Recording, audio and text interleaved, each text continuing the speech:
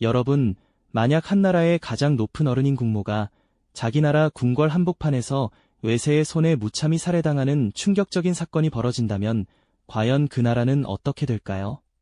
상상조차 하기 힘든 이 비극적인 순간은 대체 어떻게 시작되었고 또 어떤 파국을 불러왔을까요? 역사상 유례를 찾아보기 힘든 이 참혹한 사건은 과연 어떤 배경 속에서 기획되고 실행된 것일까요? 오늘 우리는 단순한 옛이야기가 아닌 한반도의 운명을 뿌리째 흔들어 놓았던 거대한 비극의 전말을 깊이 들여다보려 합니다. 이 이야기는 과거의 아픔을 통해 오늘날 대한민국이 겪어온 상처의 근원을 이해하고 다시는 같은 역사를 되풀이하지 않기 위해 반드시 기억해야 할 중요한 교훈을 담고 있죠. 단순한 사실의 나열을 넘어 왜 이 비극이 우리에게 그토록 쓰린 기억으로 남아있는지, 그리고 무엇을 놓치고 무엇을 지켜야 했는지 함께 고민해보는 시간이 될 것입니다. 자, 그럼 19세기 말 격동의 조선으로 함께 떠나보실까요? 때는 바야흐로 19세기 말, 세계는 거대한 변화의 소용돌이 속에 있었습니다. 서구 열강들은 드넓은 바다를 건너 식민지 확장을 위해 아시아 대륙으로 그들의 탐욕스러운 눈길을 돌렸고요. 특히 일본은 메이지 유신을 통해 눈부신 근대화를 이룬 직후 이웃나라 조선을 향한 침략의 야욕을 노골적으로 드러내기 시작했습니다. 그들의 눈빛에는 날카로운 칼날 같은 섬뜩함이 서려 있었죠. 부산항에는 시커먼 연기를 뿜어내는 거대한 일본 군함들이 수시로 드나들며 이압적인 기세를 뽐냈습니다. 마치 고요한 호수에 거대한 먹구름이 들이우듯 조선의 앞날에는 불안하고 어두운 기운이 감돌기 시작한 때였습니다. 하늘을 뒤덮은 먹구름처럼 조선을 향한 열강들의 위협은 점점 더 짙어지고 있었죠. 바야흐로 풍전등화와도 같은 위기감이 나라 전체를 짓누르고 있었습니다. 이러한 위기 속에서 조선 왕실의 중심에는 한 여인이 있었습니다. 바로 명성황후였죠. 그녀는 단순히 왕의 아내를 넘어 어지러운 왕실의 권력을 다시금 확고히 세우고 서서히 조선을 옥죄어오는 외세의 위협에 맞서 자주적인 외교를 펼치고자 했습니다.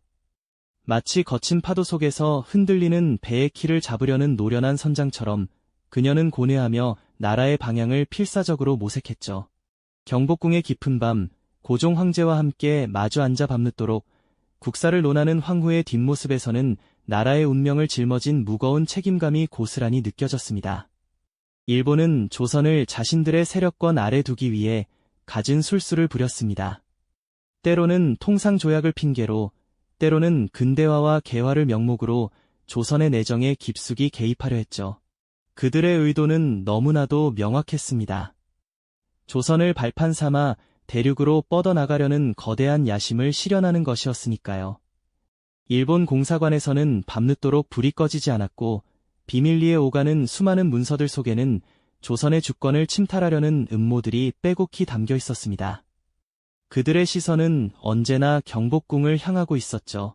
하지만 명성황후는 이러한 일본의 야심을 예리하게 간파하고 있었습니다. 그녀는 일본이 조선을 완전히 장악하는 것을 막기 위해 그들의 독주를 견제할 수 있는 다른 세력과의 균형 외교를 구상하기 시작했죠.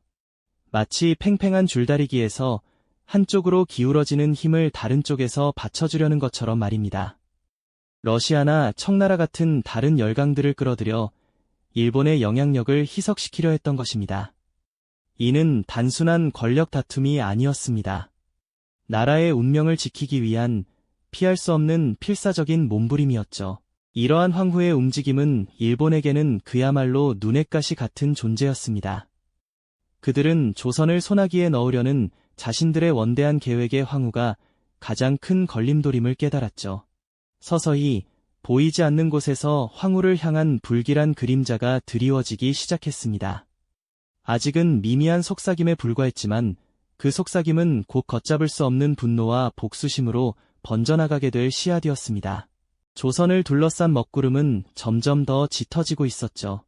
과연 위태로운 균형은 얼마나 오래 지속될 수 있었을까요? 다음 이야기에서는 명성황후의 적극적인 외교가 일본의 영린을 어떻게 건드렸는지 그 파란만장한 과정을 더 깊이 살펴보겠습니다. 명성황후는 일본의 거침없는 조선 침탈 야욕에 맞서기 위해 러시아를 비롯한 다른 강대국들과 손을 잡으려 애썼습니다.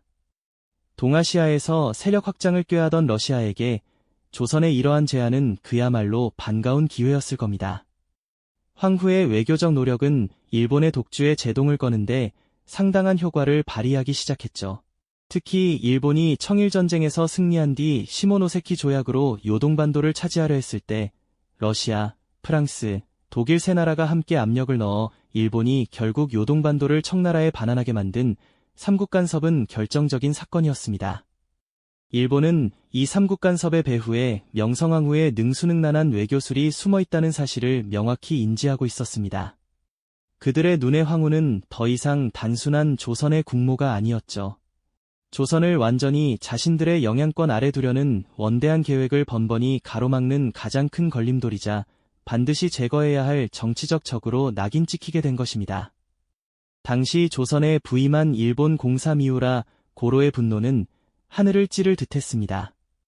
그는 조선을 소나기에 넣을 절호의 기회를 황후의 외교적 수완 때문에 놓쳤다고 생각했을 테니까요.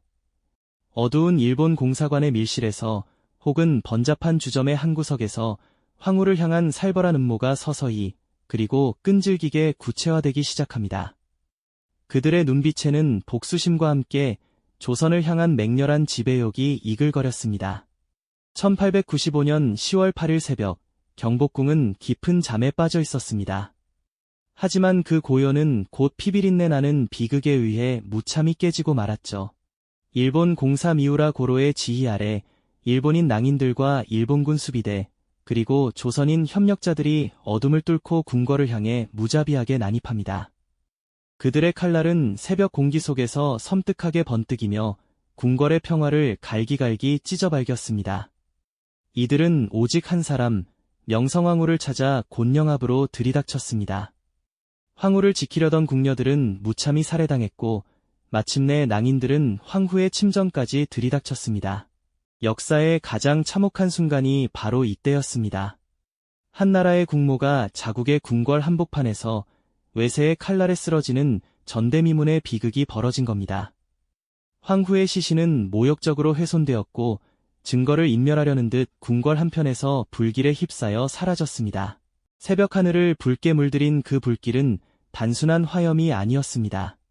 그것은 조선의 자주성과 민족의 자존심이 함께 불타버린 듯한 지울 수 없는 깊은 상처를 남긴 불길이었죠.